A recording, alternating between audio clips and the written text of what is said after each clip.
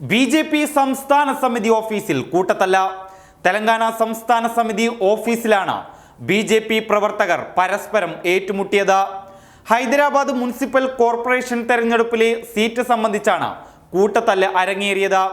Corporation തെരഞ്ഞെടുപ്പിൽ ഗൽഹറൌണ്ടി ഡിവിഷനിൽ seat നിഷേധിച്ചതിന് പിന്നാലെയാണ് ബി.ജെ.പി. നേതാവ് ശൈലേന്ദർ യാദവിന്റെ അനുയായികൾ തെരഞ്ഞെടുക്കപ്പെട്ട സ്ഥാനാർത്ഥിയുടെ ഭർത്താവ് ഓം പ്രകാശിനെ ആക്രമിച്ചത്. ബി.ജെ.പിയിൽ അടുത്തിടെ ചേർന്നയാളാണ് ഓം പ്രകാശ്. എന്നാൽ ഓം പ്രകാശിന്റെ ബി.ജെ.പി. പ്രവേശനത്തിൽ ശൈലേന്ദർ യാദവിനും കൂട്ടർക്കും അതൃപ്തി ഉണ്ടായിരുന്നു. അതിനിടയിൽ ഓം പ്രകാശിന്റെ ഭാര്യയ്ക്ക് ഗൽഹറൌണ്ടി ഡിവിഷനിൽ സീറ്റ് നൽകിയതോടെ അതൃപ്തി ഇരട്ടിക്കുകയും കൂട്ടത്തല്ലിലേക്ക് കാര്യങ്ങൾ എത്തുകയും ചെയ്തു. എന്നാൽ ഇരു നേതാക്കളും അണികളും തമ്മിലുള്ള സംഘർഷത്തിൽ പൊതുജനം കൂടി ഇടപെട്ടതോടെ കാര്യങ്ങൾ വഷളായി. പ്രകോപിതരായ ജനക്കൂട്ടം പ്രകാശിന്റെ വസ്ത്രം വലിച്ചു കീറുകയും മർദ്ദിക്കുകയും ചെയ്തു. അദ്ദേഹത്തെ സംഭവ സ്ഥലത്ത് നിന്ന് രക്ഷപ്പെടുത്താൻ പോലീസിന് നടപടിയെടുക്കേണ്ടി വന്നു. പാർട്ടിയുടെ ഉന്നത നേതൃത്വം നഗരത്തിൽ പ്രചാരണം നടത്തുന്നതിനിടയിലാണ് ഈ സംഭവം.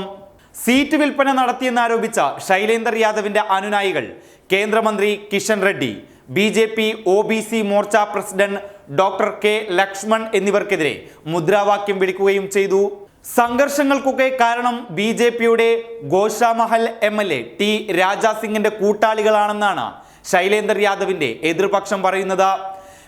രാജാ സിംഗിനെ ഗോഷാമഹലിൽ MLA ആക്കാൻ സഹായിച്ചതിന് കേന്ദ്രമന്ത്രി കിഷൻ റെഡ്ഡിയും ലക്ഷ്മണും ഞങ്ങൾക്കെതിരെ പ്രതികാരം ചെയ്യുകയാണെന്നാണ് മാധ്യമങ്ങളോട് ശൈലേന്ദർ യാദവ് പറഞ്ഞത്.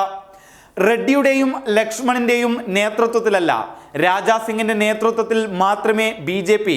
ശക്തമാകുള്ളൂ എന്നും അദ്ദേഹം പറഞ്ഞു.